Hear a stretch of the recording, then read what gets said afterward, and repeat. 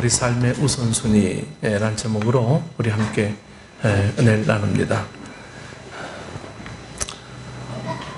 우리 지난주에 설교 녹화한 거 들어봤더니 한결 편합니다. 이 설교 듣기가 정말 편해요.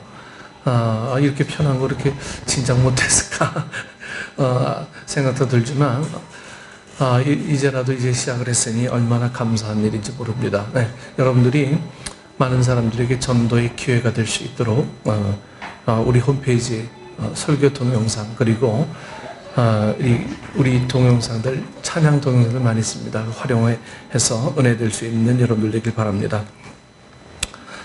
사람은 이 평생을 성공과 실패를 삶의 중심으로 삼고 살아가죠. 매일 성공하는 사람도 없고 매일 실패하는 사람도 없어요. 어떤 때 성공했다가 어떤 때 실패했다가 늘 이럽니다. 그런데 그 실패의 강도나 그 성공의 강도에 따라서 때로는 성공하는 이 만족감 그리고 실패의 좌절감 이런 것들이 우리에게도 더 커질 수 있는 거죠. 그래서 여러분들이 매일 실패하는 사람도 없고 매일 성공하는 사람도 없다라고 하는 이 말씀에 여러분 좀 위로와 용기를 좀 얻으셨으면 좋겠습니다. 내 인생은 왜 매일 이렇게 힘들지? 여러분 결코 그렇지 않아요. 주님은 우리 인생을 매일 힘들게 하지 않으세요. 우리에게 복을 주시는데 우리가 다만 느끼지 못할 뿐이죠. 어떤 사람은 성공하게 되고 어떤 사람은 일평생 이 성공의 정상에 이르지 못하고 때로는 이 좌절과 절망 속에서 살다가 또 일생을 마치는 분도 있긴 합니다. 이러한 성공과 실패는 우리 각자 여건이나 환경 또는 이 만남 속에 이 모든 것들이 관여하지만 한 가지 중요한 것은 이 순위를 잘못 정해서 성공과 실패가 좌우되는 거죠. 뭘 먼저 해야 되고 뭘 나중 해야 될지를 우리는 늘 헷갈려 합니다. 뭘 먼저 해야 될 일인지 나중 해야 될 일인지 이런 것들이 우리에게 정립이 되지 않아서 우리에게 오는 이 실패의 좌절감들 이런 것들이 우리에게 더 깊어질 수가 있다라고 하는 거죠. 여러분 우리 크리스찬에게도 삶의 우선순위가 있어요. 여러분들이 이 삶의 우선순위는 제가 아마 누차 얘기했을 어떤 단어들입니다. 우선순위 이런 것들. 삶이란 우리가 태어나면서부터 주님이 부르시는 날까지 삶의 여정의 기간을 이 삶이라고 이야기하죠. 그런데 이 같은 삶의 우선순위 표준은 우리가 이 법률에 있는 것도 아니고 법률 속에 있는 것도 아니고요. 뭐 과학이나 뭐 지식이나 문화, 뭐 예술, 스포츠에 있는 것도 아닙니다. 삶의 우선순위는 뭐 이런 여타의 것들에 있지가 않아요. 하나님께서는 우리에게 이 삶의 우선순위를 성경에서 여러분 확실하게 말씀해 주셨습니다. 또 삶의 우선순위가 주어졌을 때 성공의 가장 중요한 기회는 3년입니다. 3년. 예수님 자신도 공생의 기간이 3년이셨고 이 3년 동안 제자들을 훈련시키셨어요. 30살까지는 사실 거의 아무런 일도 하지 않으셨습니다. 가끔 올라가서 뭐 랍비들과 같이 대화하고 가르치기도 했다는 기록, 유년의 기록밖에 없지만 예수님은 딱 30살부터 33살까지 이 3년의 사역의 전도의 기간밖에 활용하지 않으셨습니다. 그러므로 이 말씀을 듣는 우리 모든 우리 식구 여러분들은 여러분 이 삶의 우선순위에 대해서 나는 지금 어떻게 되었는가? 나는 지금 어떻게 됐는가? 각자 자기 나름대로 좀 살펴보면서 하나님의 말씀을 받아들이고 말씀대로 살아가면서 우리 모두 이 성공의 정상에 이르러서 위대한 승리자가 되기를 주의 이름으로 축원합니다. 그러면 우리의 삶의 이 우선순위가 무엇인지 말씀을 상고하면서 좀 은혜 받으시길 원합니다. 첫 번째로 먼저 그의 나라. 여러분 그의 나라가 뭐죠? 천국이죠. 네. 그의 나라를 구해야 합니다. 그의 나라를. 오늘 본문 6장 33절 말씀에 그런즉 너희는 먼저 그의 나라와 그의 의를 구하라. 그리하면 이 모든 것을 너희에게 더 하시리라. 여기서 먼저라는 말은 뭐 히브리어의 리손 이렇게 이 이름을 붙입니다. 리손. 헬라에서는 이 프로톤 이렇게 또 얘기해요. 이 말은 무슨 뜻이냐면 앞질러서 뭐 이런 뜻입니다. 먼저라는 말은요 앞질러서 이런 뜻을 지니고 있고요. 특히 리손은 창세부터 하나님이 정하신 법칙의 이 원리를 의미합니다. 즉 이 질서 뭐 이런 걸 얘기하죠. 이 세상은 통치하는 사람이 바뀌면 그때마다 정치가 변하여 뭐 이 법도 막 바뀌고요. 문화도 달라지고 엄청 변화무쌍합니다. 저희 둘째 녀석한테 물어보니까 그 국방부에도 최고 합참 의장이 바뀌면 그 스타들도 완전 싹 바뀐대요. 이 정치가 아주 그렇게 냉정한가 봐요. 하물며 대통령이 바뀌었으면 그 모든 이하의 어떤 수반하는 사람들도 전부 다 바뀌는 게 어떤 정상이겠죠. 세상 이치가 그렇습니다. 세상 이치가 변화무쌍한 이 세상에서 우리가 살고 있지만 여러분 하나님의 세계는 절대로 변함이 없다라고 하는 거예요.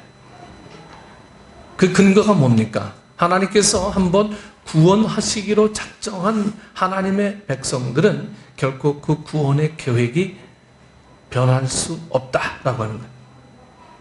뭐 그 중에 예외도 있지만 하나님은 한번 작정한 하나님의 사람은 결코 그 구원의 계획을 변하지 않는 게 하나님의 어떤 목적, 우리 인간에 대한 목적입니다. 하나님의 뜻은 영원한 것이고 하나님의 진리는 여러분 영원히 변치 않습니다. 유행이 바뀌어도 모든 일의 주역이 달라져도 세월의 이 문화가 변화해도 절대로 하나님의 뜻은 애초부터 정했듯이 그대로 이루어지는 줄 여러분 믿으시길 원합니다. 하나님의 뜻은 바뀌지가 않아요. 세상은 이 자꾸만 흐름에 따라 바뀌죠. 유행도 바뀝니다. 지금 넥타이도요. 전에는 넥타이 제 어른들은 이렇게 밑에가 넓었어요. 근데 요즘 뭐 이렇게 시롤하게 해도 이렇게 얇아요. 그거 왜 매는지 몰라. 좀 넓어야지 좀 배도 좀 가리고 좀 할 텐데. 요즘은 이렇게 가늘어서 그러다 이제 또 조금 있으면 또 넓어질 거예요. 그렇죠? 바지 통도 마찬가지. 요즘은 다 그냥 뭐 쫄바지만 다 입죠. 이제 조금 있으면 또 넓어질 거예요. 나팔 바지도 유행할 겁니다.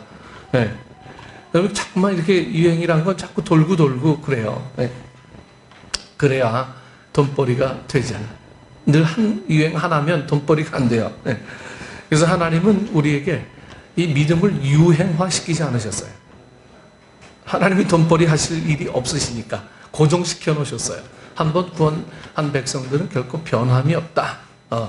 너 자부심 갖고 믿어라. 이렇게 하나님 우리에게 어떤 딱 고정된 이 생각을 불어넣어 주시고 그대로 행하십니다. 그래서 우리는 먼저 그의 나라, 즉 이 세상이 주인이 아니고 하나님을 주인으로 삼는 나라, 여러분 천국을 구해야 돼요. 이 세상은 변화가 많아. 수장이 바뀌면 그 밑에 있는 모든 이 지도부들이 전부 다 한번 바뀌게 됩니다. 우리나라도 지금 변혁기에 이르게 됩니다. 지금 4월 13일 총선 있는데 뭐 난리야 난리. 서로 자기가 되겠다고. 내가 돼야 다 뭐 바뀌고 내가 돼야 이 잘 사는 나라가 되고 내가 돼야 변화가 있고 다 내가 돼야 다 그래요. 도대체 누구 말이 진짜인지 우리는 참 판단하기가 쉽지가 않습니다. 그러나 이 성경은요 오늘 뭐라고 얘기합니까? 태초부터 있는 진리는 오늘 우리에게서도 역시 계속 진리다. 변함이 없다. 늘 그렇게 초지일관, 이 변화무쌍한 이 세상에서 계속 초지일관하게 이야기해 주고 있어요. 이 성경은. 유행을 타지도 않고요. 그리고 바뀌지도 않습니다. 예수님께서는 마태복음 4장 17절에 회개하라 천국이 가까이 왔느니라 이렇게 말씀하셨습니다. 천국을 잃지 않기 위해서 복음의 첫 서두에 회개하라 천국을 전파하시며 천국이 가까워지는 것을 소유하라고 말씀하신 것이죠. 그리고 제자들에게 요한복음 14장 1절에서 3절 말씀에 이렇게 말씀하셨습니다. 너희는 마음에 근심하지 말라. 하나님을 믿으니 또 나를 믿으라. 내 아버지 집에 거할 곳이 많도다. 그렇지 않으면 너에게 일렀으리라. 내가 너희를 위하여 거처를 예비하러 가노니 가서 너희를 위하여 거처를 예비하면 내가 다시 와서 너희를 내게로 영접하여 나 있는 곳에 너희도 있게 하리라. 여러분, 이게 무슨 말씀이에요? 천국에서 위로받으란 얘기예요. 천국에서 하나님 나라에서 위로받아라. 그럼 이 세상에서 뭐 하란 얘기예요? 이 세상에서 좀 고생 좀 해라 이거예요.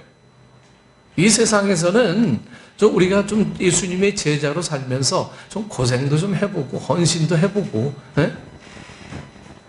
남들이 하지 못하는 그 일들을 봉사도 좀 해보고, 에? 그리고 생명 구원하는 일을 좀 해봐라. 그리고 보상은 어디에서요? 천국에서. 네. 여러분, 하나님은 우리가 살면서 이 땅에서도 보상을 허락해 주세요. 천국에서만 주시는 게 아니고. 하지만 이 땅에서만 소망을 두고 있는 우리에게는 사실 이 땅의 모든 것들이 위로가 되고 능력이 되고 이 땅의 모든 것들이 내 소망이 되는 사람에게는 이 천국의 소유물, 선국의 기쁨들이 점점 작아질 수밖에 없죠. 여러분, 천국에서 위로받아라. 우리는 다른 사람이 소유하고 있는 이 세상의 자랑에 비교하면서 살아가면 안 됩니다. 우리가 생각해야 할 것은 천국을 소유했느냐, 그 천국을 잃어버리지 않았느냐예요. 우리는 그 천국을 잃지 말아야 합니다. 항상 그것을 여러분 생각해야 돼요. 항상 그것을. 왜냐하면 이 세상은 안개처럼 잠시 머무는 것이고 세상의 모든 것은 분토와 같은 것이기 때문이죠. 우리는 항상 기뻐하고 소망 중에 즐거워하며 범사에 감사하며 살아가야 합니다. 그 소망이 바로 천국이에요. 그 소망이. 천국을 확실하게 우리 마음속에 간직하고 있을 때 땅에서 기쁨이 있고 또 어려움이 있어도 여러분 이겨나갈 수 있음을 믿으시길 바랍니다. 이 제임스 존슨이라는 사람은 이 영웅들의 위대함을 뭐라고 얘기했냐면 어떠한 절망 속에서도 낙심하지 않는 데 있다라고 말했습니다. 즉 인내하며 기다리면 더 좋은 것으로 채워주심을 확신하고 있기 때문입니다. 누가복음 23장 42절에 예수여 당신의 나라에 임하실 때에 나를 기억하소서. 누가 한 말이죠? 십자가에 달린 한편 강도가 한 말이죠. 당신의 나라 임할 때 나를 기억하소서. 예수님께서 천국으로 들어가실 때 좀 기억해 달라고 막 요구합니다. 그때 예수님은 23장 43절에 오늘 내가 나와 함께 낙원에 있으리라 이렇게 말씀하시면서 천국으로 인도함을 그에게 약속하셨어요. 한 번도 보지도 못한 사람이 예수님의 그 십자가에 달린 그 6시간의 그 시간만큼만 바라봤는데 그때 그분이 결코 평범한 분이 아니고 그분이 메시아인 것을 십자가에 달리면서 알아봤다라고 하는 거예요. 짧은 시간에. 그리고 당신의 나라 들어갈 때 나를 기억하소서. 예수님께서는 먼저 우리 영혼이 잘됨 같이 범사가 잘 된다고 말씀하셨습니다. 영혼이 잘 되는 거예요. 영혼이. 우리의 영혼이 잘 돼야 범사가 잘 되는 거예요. 여러분, 우리의 영혼이 늘 스트레스고 피곤하면 범사의 모든 일들이 다 어렵게 느껴지게 되고 보여지게 됩니다. 다 어렵게. 그래서 우리 영혼이 건강해야 돼요. 그 영혼이 건강하는 거예요. 세상 속에서 건강할 수 있습니까? 세상 속에서는 결국 우리 영혼이 건강해질래야 건강해질 수 있는 방법이 없습니다. 왜? 경쟁 사회니까. 다 넘어뜨리려고 하는 거니까. 또 남을 짓밟아야 되는 사회니까. 지배 사회에서는 결코 우리 영혼이 쉼을 얻을 수 있는 근거가 단 한 가지도 없습니다. 잘해주는 것 같은데 결국은 그 잘해줌이 어떤 그때뿐이죠. 그래서 이 세상에서는 오늘 이 참된 쉼이라는 것은 결코 존재하지 않는다라고 하는 거예요. 여러분, 우리가 이 말을 이 가슴 속에 먼저 새기면 참 쉼을 얻을 수 있는 장소가 어디냐 하는 것들은 여러분 분명하게 나오잖아요. 참 쉼을 얻을 수 있는 것. 근데 이 성경은 이상하게 참 쉼이란 것을요, 그냥 아무것도 안 하고 손 놓고 가만히 있는 걸 쉼이라고 얘기하지 않아요. 헌신하고 봉사하고 충성하고, 네? 물질 개념도 그렇죠. 이상하게 주님 앞에 물질을 드렸는데 오히려 내가 부자된 느낌. 남을 도와줬는데 내가 오히려 더 많이 도움받은 느낌. 뭐 이런 느낌들이죠. 쉼이란 건 이런 겁니다. 쉼이란 건 아무것도 안 하는 게 쉼이 아니라 오히려 더 적극적으로 나를 활용하는 게 쉼이라고 하는 거예요. 이 적극적으로 활용한다는 것, 이 참 쉼에 대한 개념들이 여러분 삶 속에서 좀 많이 허락되었으면 좋겠습니다. 네, 오늘 우리에게 이 적극적인 이 믿음이라고 하는 것은 그게 뭔지는 모르지만 그게 확실하게 내 손에 뭐 확 부여잡혀지는 그런 종류의 것은 아니지만 그냥 한번 해보겠습니다. 왜? 한 60%, 70% 그 말에 신뢰성이 있으면 해보는 거예요. 여러분, 우리가 100% 꼭 돼야만, 네? 이거 완벽하게 돼서 해보는 겁니까? 여러분, 그런 100%라고 하는 건 있을 수가 없어요. 예수 믿는데도요, 여러분들이 예수님 다 믿어줘서 믿습니까? 그렇지 않아요. 예수님이 한 60%, 70% 신뢰할 만하니까 내가 동의하는 거죠. 동의하는 거예요. 근데 동의 자체도요, 내 의지가 되는 게 아니고 주님께서 그렇게 하시는 능력을 우리에게 주시는 겁니다. 그런 능력을. 오늘 예수님과 함께 십자가에 달렸던 이 한 명 강도는 예수님을 알지 못했어요. 이 사람에 대한 전혀 강도 이거 외에는 이 사람에 대한 얘기가 없어요. 그래서 무슨 죄를 저질렀고 예수님 알았는지 몰랐는지 모르지만 아마 죄를 심하게 짓고 십자가에 달릴 정도라면 아마 예수님과 거리에 멀리 있었던 사람인 건 분명합니다. 근데 그 짧은 시간 동안에 예수님을 고백하는 거예요. 당신의 나라에 들어갈 때 나를 기억해 주십시오. 오늘 우리에게 시간은 그렇게 중요하지 않습니다. 오래 믿고 작게 믿고 이건 중요하지 않아요. 그게 중요한 것은 어떤 결정적인 일이 있을 때 중요한 근거는 되지만 삶의 전부를 뒤흔들 만큼 이 믿는 시간들, 이 시간의 개념은 그렇게 중요한 것은 아닙니다. 오늘 내가 천국을 소유했느냐, 이 천국을 잃어버리지 않느냐 하는 그것이 오늘 우리에게 중요한 것이죠. 그래서 영혼이 잘됨 같이 범사가 잘 된다. 늘 우리에게 늘 이렇게 이야기해 주시는 거예요. 우리 영혼이 건강하지 못하면 내가 보여지고 하는 모든 것들이 다 이 상처로만 보여지게 되는 거예요. 상처로. 여러분, 상처 없는 사람이 어디 있습니까? 그러나 그 상처를 전부 다 서로 감싸고 서로 위로하고 서로 북돋아주고 이러면서 상처를 감싸면서 살아가는 게 우리네 인생이죠. 그것이 교회에서 가능한 거예요. 세상은 상처를 감싸주지 않아요. 상처에 소금 뿌리면 뿌렸지. 하지만 교회는 감싸주는 거예요. 그러한 이 좋은 공동체 속에서 우리가 살고 있으면서 우리가 예수님을 온전하게 느끼지 못하고 있는 것은 다시 한번 우리가 주님을 온전히 다시 한번 고백하기 위한 또 다른 기회다라고 하는 것을 우리 여러분들이 믿으시길 원합니다. 사도행전 7장 59절에는 그들이 돌로 스데반을 치니 스데반이 부르짖어 이르되 내 주 예수여 내 영혼을 받으시옵소서. 여러분, 도대체 이해 안 되는 얘기들이 성경에는 너무도 많아요. 그런데 이 사도 행전에 스데반 이야기가 그렇습니다. 전도하다가 이제 잡혔어요. 잡혔는데 사람들이 돌로 쳐 죽이라 명합니다. 돌로. 근데 돌로 맞고 죽으면서도요, 여러분, 돌로 맞으면 얼마나 고통이 심하겠습니까? 예? 특히 돌로 얼마나 많이 맞아야 돼요. 근데 이 사도행전의 이 스데반은요, 주 예수여 내 영혼을 받으시옵소서. 완전 동문서답이야. 내 영혼을 받으시옵소서. 이렇게 기도하고 있어요. 도무지 이해가 안 되는 거예요. 왜? 스데반은 이미 죽기로 작정한 사람이에요.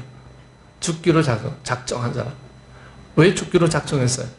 천국의 의미를 이미 알고 있었기 때문에, 그것이 이 스데반에게 어떠한 영향이 있다는 걸 알고 있기 때문에, 그리고 이 세상에서 죽으면 그것이 끝이 아니란 것을 스데반이 알고 있기 때문에, 그리고 스데반이 죽어야 더 많은 이들에게 복음이 증거될 것을 이 스데반은 알고 있었기 때문에.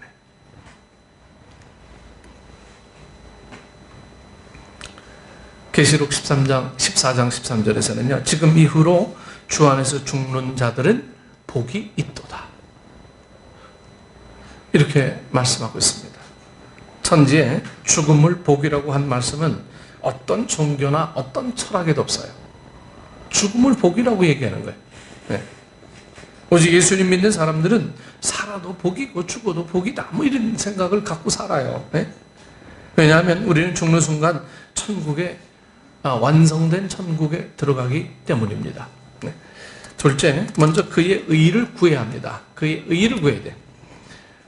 33절에 그런즉 너희는 먼저 그의 나라와 그의 의를 구하라. 그리하면 이 모든 것을 너희에게 더하시리라.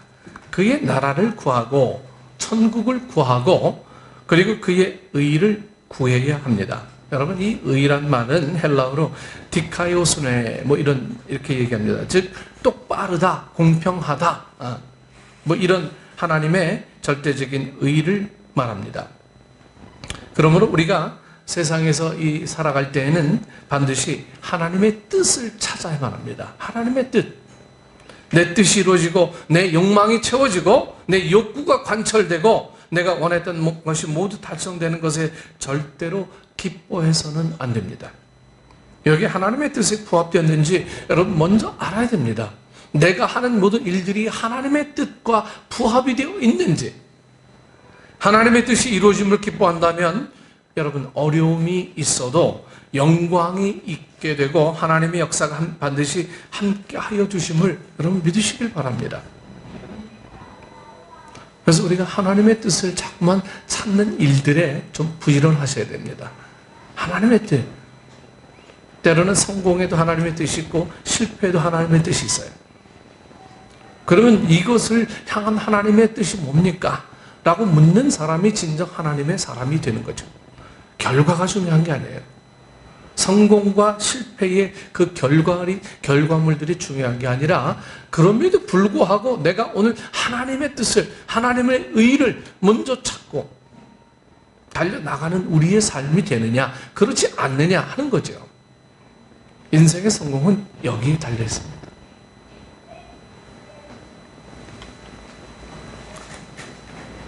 그리고 시편 기자는 시편 85편 10절 말씀에서 인애와 진리가 같이 만나고 의와 화평이 서로 입맞췄으며 진리는 땅에서 솟아나고 의는 하늘에서 굽어보도다 라는 말씀을 하셨습니다. 우리가 불쌍히 이 여김을 받게 되는 것은 진리 안에서 불쌍히 여김이 오듯이 하나님의 의가 있을 때 여러분 화평이 옵니다. 불쌍히 여기는 마음은요, 뭔가 내 마음에 여유가 있을 때 그런 마음이 오지, 내 마음이 여유가 없으면요 다른 모든 것들은 보여지지가 않아요. 내 한 몸 챙기기도 힘든데 늘 우리는 이렇게 생각을 하죠. 내 하나 건사하기도 힘든데 뭐 다른 거 내가 간섭할 여력이 어디 있나. 우리는 늘 이렇게 우리 스스로를 자꾸 몰아가요. 하지만 하나님이 내 한 몸 건사하기도 힘든데 라고 하셔서 우리를 부르신 건 아니에요. 결코 그렇지 않습니다. 우리에겐 사명이 있어요. 우리의 하나님의 어떤 계획들이 있습니다. 불편하지만 힘들지만 그 일을 하기 위해 나를 불러주셨다라고 하는 이 사실. 이게 바로 여러분 소명입니다. 소명. 우리가 남을 불쌍히 여기고 잠깐만 내 속에서 뭔가 좀 해야 되겠다 이런 마음들이 생겨나고요. 그리고 그렇게 하지 않으면 왠지 자꾸 좀 마음이 좀 개운하지 않아. 이런 마음이 우리 속에 자꾸 드는 건요, 성령님께서 내 안에서 자꾸만 나를 이렇게 찌르기 때문에. 우리에게 성령님과 가장 친한 친구가 둘이 있습니다. 하나는 선한 마음, 하나는 악한 마음. 이 두 가지 양심이라는 이 친구가 있어요. 이 양심이 자꾸만 주님과 가까워지면요, 이 선한 마음들이 자꾸만 생겨나고 불쌍히 여기는 마음들이 자꾸 생겨나고 긍휼히 여기는 마음들이 생겨나고 내가 조금 손해돼도 남을 위해서 좀 우리 그렇게 살아보자. 이런 마음들이 자꾸 생기는 거예요. 그런데 주님과 이 양심이 친해지지 않으면 이 악한 마음들이 내가 왜 꼭 그래야만 하지? 이런 마음들이 자꾸만 우리 속에서 자리 잡게 되는 거예요.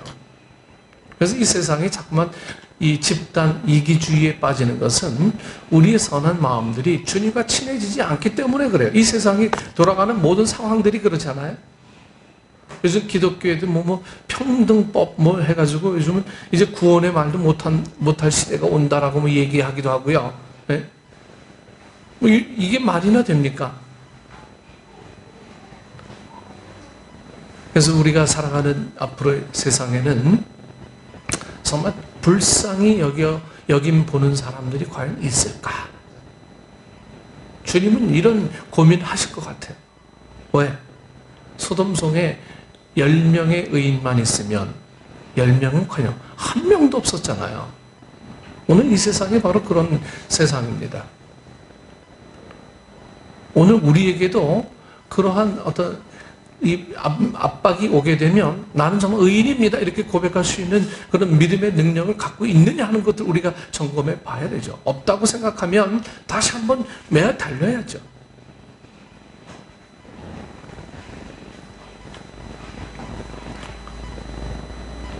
성경은 우리에게 복을 이야기합니다. 근데 그 복이 무슨 복이냐 하는 것들은 우리가 마음속에서 다시 재해석하셔야 됩니다. 예수님께서는 의를 위하여 박해를 받은 자는 복이 있나니 천국이 그들의 것입니다. 마태복음 5장 10절에 오늘 이야기했습니다. 이렇게 말씀하시면 하나님의 뜻을 위해서 우리가 핍박받을 때 하나님께서는 그들을 천국의 소유함을 축복하신 거예요. 그들에게. 그리고 이사야 선지자는 56장 1절 말씀에서 너희는 정의를 지키며 의를 행하라. 이는 나의 구원이 가까이 왔고 나의 공의가 나타날 것임이라 하셨도다. 이렇게 말씀하셨습니다. 그러면 우리는 항상 하나님의 의를 구해야 합니다. 그리고 시편 기자는 시편 85편 10절에 인애와 진리가 같이 만나고 의와 화평이 서로 입맞춰 쓰며 진리는 땅에서 솟아나고 의는 하늘에서 굽어보도다. 여러분 이런 말씀들을 우리가 좀 많이 기억해야 됩니다. 세 번째로 먼저 축복의 원인을 제공해야 합니다. 축복의 원인을 제공해야 돼요. 우리의 삶의 우선순위에서 빼놓을 수 없는 중요한 것은 먼저 축복의 이 원인을 하나님께 드려야 합니다. 원인을 좀 드려야 내가 복 받을 수 있는 근거가 있죠. 원인은 도대체 드리지 않고 생복만 받으려고 하는 거예요. 여러분 이 마중물 아시죠? 마중물. 이 옛날에 이제 그 펌프에 우물 물 때 펌프에 항상 옆에 마중물을 하나씩 해놔요. 넣고선 이렇게 막 펌프질하면 물이 막 딸려 올라오듯이. 여러분 우리가 지금 원인 제공만 하시면 됩니다. 나머지는 하나님께서 그 모든 복을 이렇게 부어주시는 거예요. 근데 우리에게는 이 마중물조차도 없다면 뭘로 하겠습니까? 이게 원인이에요, 원인.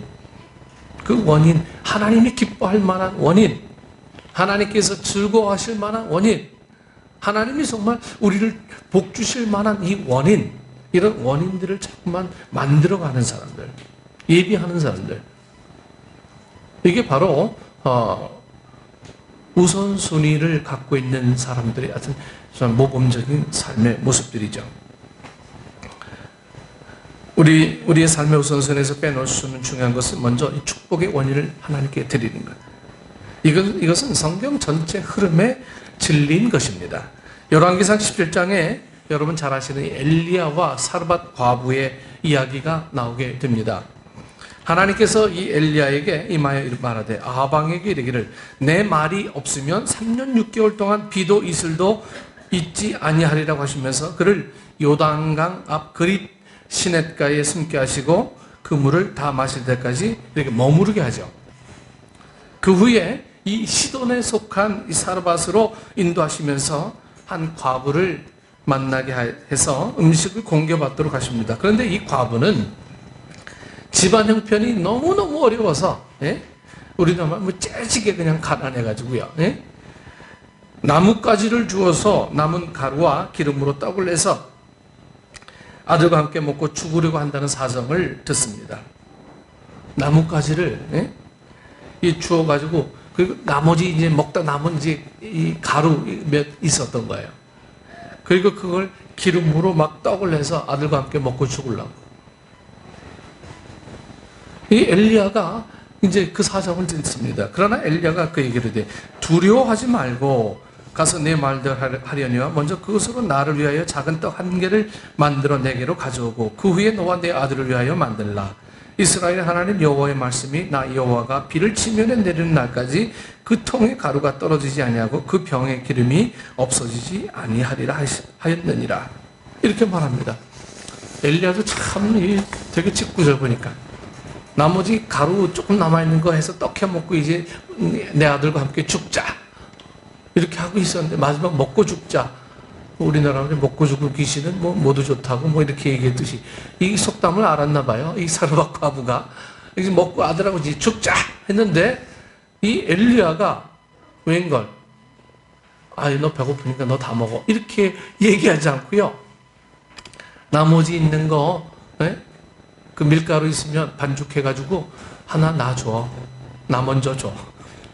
그리고 나머지 너희들 아들과 함께 나눠 먹어 이렇게 얘기해요.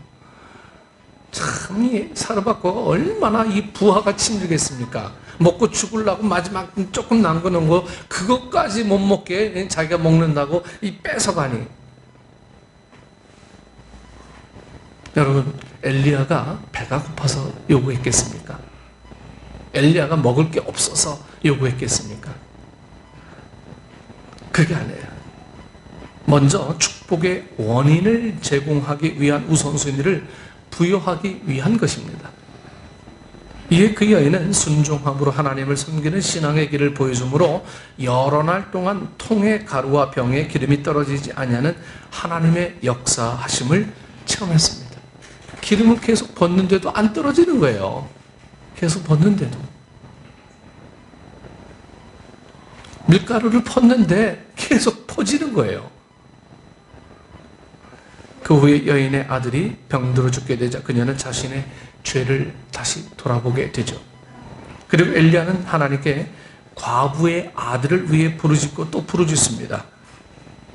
그 죽은 아이의 몸을 3번 펴서 엎드리고 여호와께 부르짖어 이르되 열왕기하 17장 21절 이하에 뭐라고 말씀하고 있냐면요. 내 하나님 여호와여 원하건대 이 아이의 혼으로 그의 몸이 돌아오게 하소서 하니 여호와께서 엘리야의 소리를 들으심으로 그 아이의 혼이 몸으로 돌아오고 살아난지라. 생물학적으로는 이 아이가 죽었어요. 근데 이 엘리야가 그 아이를 3번 피고 하나님 앞에 부르짖었더니 그 떠났던 그 혼이 그 육신으로 다시 돌아와서 그 아이가 살아나게 되었다. 이걸 지금 열왕기하 17장에서 이렇게 기록하고 있습니다. 하나님께서 죽음이 왔을 때 여러분 시신을 껴안고 기도할 때 여러분 몸이 따뜻해지고 생명이 들어오게 되었습니다. 하나님의 영생의 말씀이 임한 것입니다. 갈라디아서 6장 7절에서 8절 말씀에는 스스로 속이지 말라. 하나님은 업신 여김을 받지 아니하시나니 사람이 무엇으로 심든지 그대로 거두리라. 자기의 육체를 위하여 심는 자는 육체로부터 썩어질 것을 거두고 성령을 위하여 심는 자는 성령으로부터 영생을 거두리라. 이처럼 하나님께서 우리가 신령한 것을 심으면 신령한 것을 거두게 하십니다. 여러분, 우리가 너무 당연한 이 비밀을, 공개된 비밀을 우리는 알아야 돼요. 우리는 알아야 돼요. 잠언 8장 18절에는 부귀가 내게 있고 장구한 재물과 공의도 그러하니라. 왜 하나님께서 여러분 이런 말씀하셨을까요? 우리가 원하는 부귀가 우리에게 있는 것이 아니라 누구에게 있어요? 하나님 안에 있으므로 우리에게 허락하시고 주시며 여러분 누리게 하세요. 그래서 하나님 앞에 의를 구하면 부도 장수함도 하나님께서 축복해 주시고 그 삶을 역사해 주심을 믿으시기를 원합니다. 여러분, 우리가 이해되는 것만 믿으면 얼마나 편하겠습니까? 내 마음이 허용되는 대로만 신앙생활하면 얼마나 편하겠습니까? 얼마나 합리적일까요? 근데 신앙생활이 그런 게 아니거든요. 신앙생활은 내 머리에 이치에 맞지 않아도, 내 생각의 틀 속에 들어오지 않아도 주님의 생각에 내 생각을 맞추는 것, 여러분 이것이 신앙생활입니다. 이것이 믿음생활이에요. 이 비밀을 알지 못하면 항상 내 머릿속에 있는 계산기만 잔뜩 두들겨서 피곤하고 스트레스 받는 삶이 그 어려운 삶을 살아갈 수밖에 없습니다. 뭔가 좀 선한 일을 했는데도 기쁨이 없어요. 좋은 일을 했는데 만족감도 없어요. 우리는 작은 일을 하고도 주님 앞에 엄청난 축복을 받을 수 있는 근거가 성경 안에, 믿음 생활 안에 있는데, 우리 사랑하는 식구 여러분, 우리 삶에서 가장 먼저 된 우선순위가 여러분 무엇입니까? 여러분들에게 있어서 지금 가장 중요한 우선순위가 뭡니까? 먼저 그의 나라를 구해야 되고 그의 의를 구해야 합니다. 그리고 축복의 원인을 늘 주님 앞에 제공해야 돼요. 우리 모두 지혜로운 삶을 통해서 하나님의 모든 삶의 축복이 여러분에게 임하시길 예수님 이름으로 축원합니다. 그래서 여러분들이 좀 그 비밀을 좀 알 수 있길 좀 바랍니다. 네? 나는 절대로 이것 딱 정한 대로만 나 합니다. 여러분, 이건 정말 이 주님을 온전히 알아가지 못하는 거예요. 이건 내 정한 대로 아니면 난 절대로 안 됩니다. 뭐 이렇게 얘기하는 건, 이건 하나님의 축복을 받는 일에 큰 제한이 있습니다. 우리의 마음을 열어놓으십시오. 하나님이 함께 하십니다. 하나님이 함께 하실 때 우리에게 주시는 그 엄청난 은혜와 축복들이 있음을 믿으시고 여러분 안에 기쁨과 감사가 넘치는 우리 모든 식구들 되기를 축원합니다. 기도하겠습니다. 성령 하나님, 은혜를 감사합니다. 우리가 날마다 주님을 찾으며 주님 앞에 무릎 꿇으며 감사하며 기도 생활할 수 있는 것은 우리들에게 주어진 축복의 은혜인 줄 압니다. 성령 하나님, 이 모든 일을 시행함에서 억지로 함이나 원망함으로 하지 않고 시비 거는 마음으로 하지 않고 자원하며 기쁜 마음이 되어지는 것은, 이것은 성령님께서 내 안에 거할 때 그러한 일이 가능할 줄 믿사오니 우리가 먼저 구해야 될 모든 일들을 주님 앞에 구하고 감사함으로 아뢰는 축복된 우리 성도들 되어지게 하여 주옵소서. 예수님 이름으로 기도드리옵나이다. 아멘.